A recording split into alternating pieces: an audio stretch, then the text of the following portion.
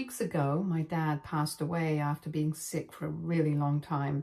He had been diagnosed with multiple sclerosis a couple of years ago, and he put up a good fight, but eventually he just couldn't do it anymore, and we lost him.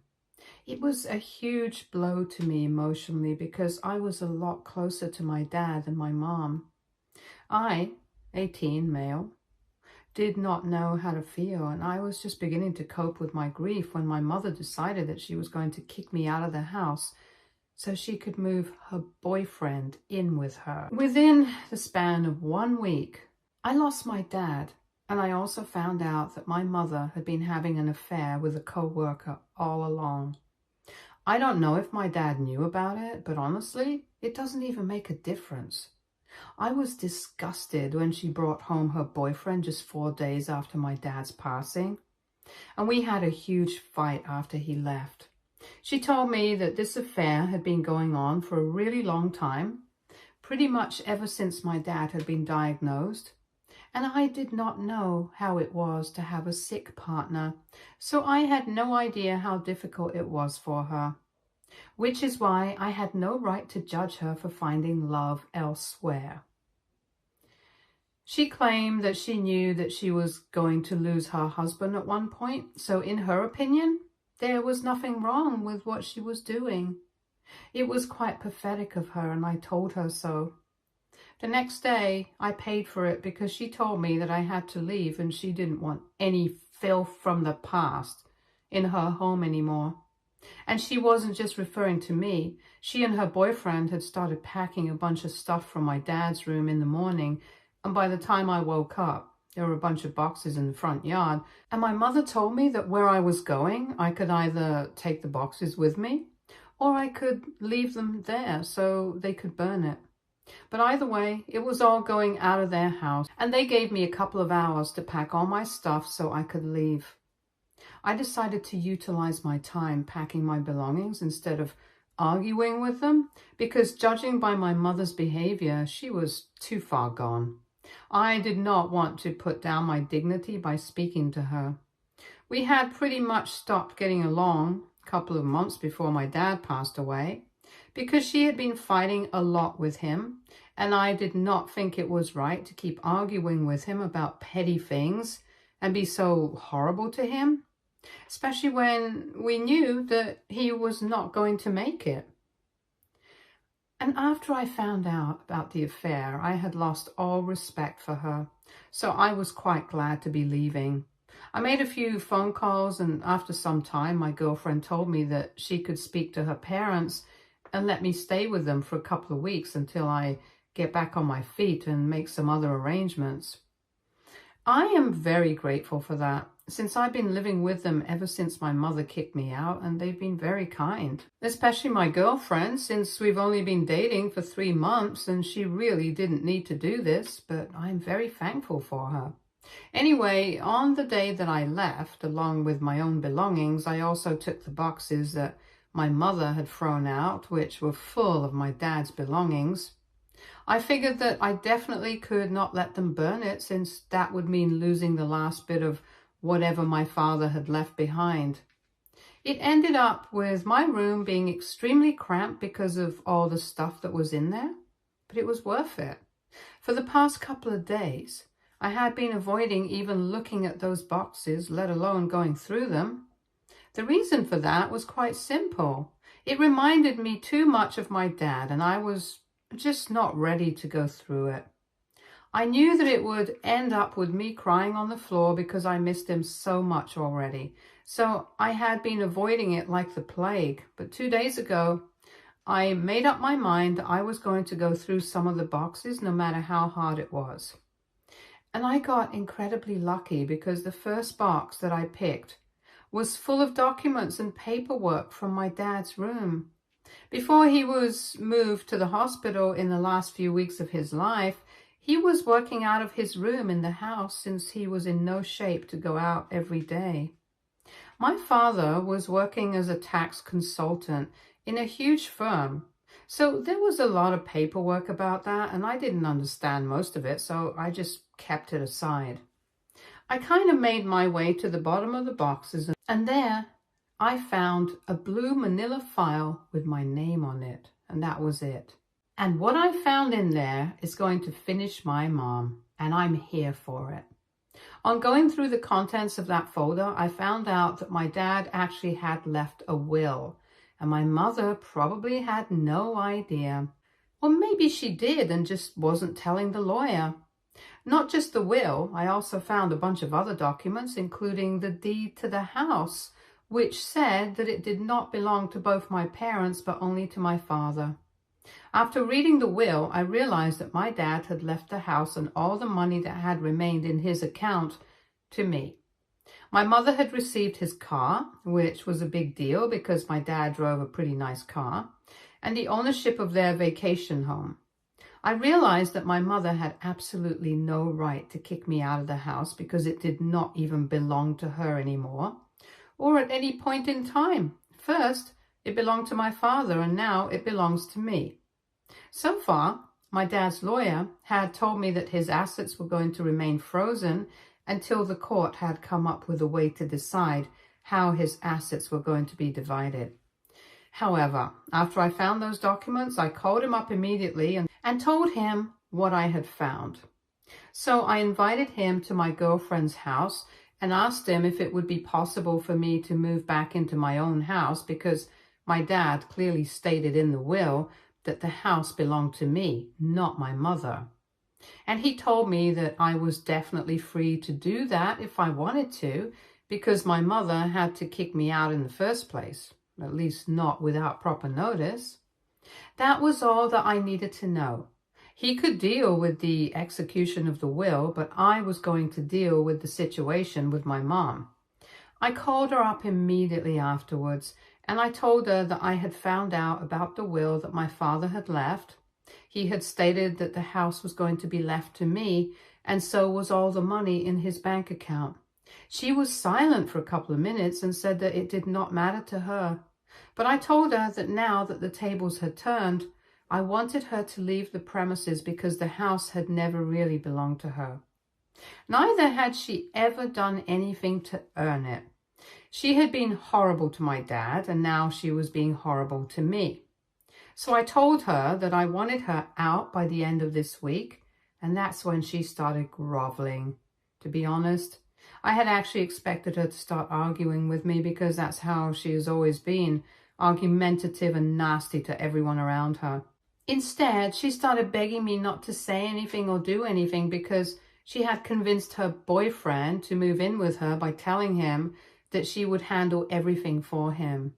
Apparently, her co-worker had also been married, but had recently filed for a divorce, and his ex-wife was demanding a huge amount of alimony, which was fair enough because he had cheated. So he had been worried about it, and my mother had told him that she would handle it all for him, which meant that she would let him stay with her so he did not have to worry about where he would live or about rent and other miscellaneous expenses. He could just focus on his divorce. Now, if I came up to them and said that the house did not even belong to her, she would be screwed. So if I decided to talk to her boyfriend, not only would she end up without a place to live, but she would also end up alone. I'm not a cruel person, so I told my mother that she was free to continue acting like she had the means to salvage the situation for her boyfriend. But I definitely did not want her to live in my house anymore. So I told her that I would not breathe the word of what she had said to me just now to anyone if she promised me that she would leave the house by the end of this week. I honestly don't care where she went. I just wanted her out of the house so I could move back in. Then she started telling me that this was not fair because it was straight up blackmail and I couldn't do this to her. But I brought up how unfairly she had treated me just a couple of days ago. So it was pretty laughable that she was expecting me to think about her situation right now, and I did not think that I was being unfair. After arguing with me for a bit, she started crying on the phone and said that she just couldn't believe that I was being this way with her just because she had wanted to be happy in her life for once. She said that she hadn't even wanted to get married to my father, but she was already pregnant with me, and so her family had forced her to. And apparently my father had never treated her well. He had always been too involved in his work and never had enough time for her. So now she was just trying to have a happy life with her boyfriend, and the only reason she had even kicked me out was because she knew that I was just like my father, and I was not going to stand for her happiness. And all that I was doing was proving her right. I didn't know what to say to her at that point, so I just told her that she had 1 week and then I hung up. I have been feeling kind of guilty since then. I don't know why, but hearing her cry like that on the phone just made me feel very bad. I don't know if it's because I'm actually doing something worth feeling guilty over, or maybe it's just because I'm a sensitive person. I can't stand to hear people cry. I'm a bit confused, so I'm here to ask. AITA because I told my mother that she and her boyfriend have 1 week to give up their house. Edit. I don't have anybody from my family living in the States, so I couldn't ask them for help, and I had to rely on my friends. I have spoken to my grandparents since I'm starting college in a couple of months, so I'm going to need their help to cover the expenses. After I had explained to them the kind of situation I was in, because of my mother, all of them had cut her off. I can't say she's any worse for it, since she never really got along with her own parents and only had a civil relationship with her in-laws. And about the will, I don't really know exactly why my father had left the house and all his money to me, or why he hadn't spoken to his lawyer about it. I did ask my dad's lawyer about it, and apparently he had been pushing for him to create a will ever since he had been diagnosed, but my dad kept saying that he would do it later. Now, apparently, what he had left was a holographic will. Since there were no witnesses or a lawyer involved, and it might make it easier for my mother to contest it, but we will cross that bridge when we come to it. Thankfully, in the state that we live in, even wills like these are considered valid, and I'm guessing that my dad must have known about it. As for why exactly he had left the most important things to me, I'm guessing it's because he had probably written this document when he was at home. And my mother had been fighting with him a lot over nothing in particular. She was just fighting with him because she could, and he couldn't exactly leave her no matter how frustrated he felt. I guess that's why he made this decision, and I think it was a good choice. Anyway, to answer your questions, I don't really know my dad's exact reasons, but this is my theory. Update 1. Hi, so I'm still living with my girlfriend, and after reading the comments, I decided to change my mind. I'm still going to demand that my mother move out of the house, but I'm going to change the terms of my condition a bit. After posting that edit, a lot of you said that I should probably think about the fact that my mother can contest the will, and that would lead to a lot of trouble for me. And I thought about it, and you guys were right. I wasn't thinking about it at first, so I decided to call my mother back, and I told her that I was now ready to give her 6 months to find a place and move out of the house. She seemed pretty surprised when I said that because we hadn't spoken since our last conversation, so she didn't have an explanation for this change of heart. But I also told her that since I was giving her 6 months, I also wanted her to promise that she was not going to contest my dad's will. Hopefully, 6 months would be enough time to prove the validity of the will in court, and eventually we would be able to start the division of the assets. And I guess 6 months will be enough for my mom's boyfriend to figure out his divorce as well.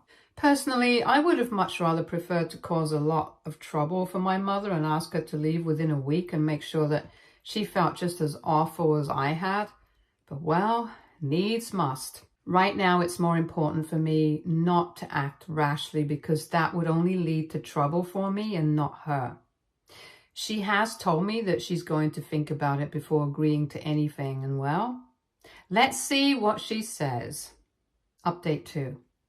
Hi, so 3 weeks back, I told my mother that I wanted her to promise me that she would not contest the will, and I would let her stay in the house for 6 more months. I was going to be leaving for college in 3 months anyway, so I figured that for those 3 months, I would just ask my grandparents to send me some money so I could get an apartment because I did not want to bother my girlfriend by living with her for so long. But her parents insisted that I had to stay with them, and even though we have only been together for 3 months, my girlfriend and I really love each other. So she said the same thing, and my living situation was sorted. I was in no hurry to have my mother leave the house since it didn't even make sense. I was kind of hoping that she would agree to my terms so I could get my dad's lawyer to sign off on it as well, because if she entered a legal contract, she wouldn't be able to back out of it. I was looking forward to hearing back from her with good news, but instead, she called me up today, and the first thing that she asked me was if I expected her to sign any paperwork or contacts for this condition that I had. I immediately said yes, because I did not want to mislead her, and I definitely did not trust her. So this was a given. She thought about it for a couple of seconds, and then she told me that if she had to sign a contract, then she was not interested in this agreement. That really annoyed me, because it essentially just meant that if she knew that she had to stick to it or there would be consequences, then she was not sure about whether she was going to be able to make any promises. I was very blunt with her, and I told her that if she was not ready to sign off on a legal agreement with me, then my deal was off the table. I told her that I did not trust her in the slightest, and she should not be surprised, since her behavior in the recent past has been nothing short of absolutely horrible towards me. I thought that she was going to argue with me, but she just told me that she agreed. But she also didn't trust me, since after all, I definitely was my father's son. I didn't understand what that had to do with everything, because as far as I was concerned, neither my father nor I had ever done anything to be referred to as untrustworthy. The only thing that she had against my dad was the fact that she had been forced to marry him because she got pregnant with me, and my grandparents thought that it would be the best way to go ahead with the situation. That's not my fault, and neither is it my father's fault. If she didn't want to marry him, she should have fought for her rights. Besides, I'm not even sure how true that was, because I had spoken to my grandparents about it, and they had said that they hadn't exactly forced her, but they had just advised her against raising me on her own, because at the time she was really young. And my parents seemed to love each other, so both my grandparents had suggested that they get married. But there was no pressure on them as such. And the other problem that my mother had with my dad was that he worked too much. I don't even think that's a real problem, because of course he had to do it. My mom did not even work in the first few years of their marriage, and only started working recently, around 7 years ago. She was able to get that job because one of her friends and her husband had started that company. Otherwise, she wouldn't have even been able to find that job that she constantly kept bragging about. Right now, she could say that she was an independent woman, but that was only because my dad had supported her from the beginning. So she had no right to tell me that she did not trust me because I was my father's son. I was really annoyed with her. So I told her that she was free to do whatever she wanted, but since she was not going to sign a contract, I wanted her out of the house then. She was about to say something, but before she could, I hung up, and she tried to call me several times after that. But I'm just too annoyed to speak to her right now. In the past half an hour, she hasn't called again, but I know that she will. But I am only going to speak to her after I cool down. Update 3. My mother did not call me again after the last conversation we had, which I had mentioned in my last update. I kept waiting for her to call for the next 2 days, but she only called me today. I was kind of nervous because I didn't know what to expect, to be honest. On one hand, I really wanted her to sign off on the deal that I had suggested, that I let her live in the house for 6 months until she's able to make other arrangements for herself. And in return, she doesn't contest the will. I thought I was being really fair, but after the last argument we had, I didn't know if she was going to agree to it now. So when she called me up today, I tried to be as polite and civil as possible because this was not just about her. I had something to lose as well.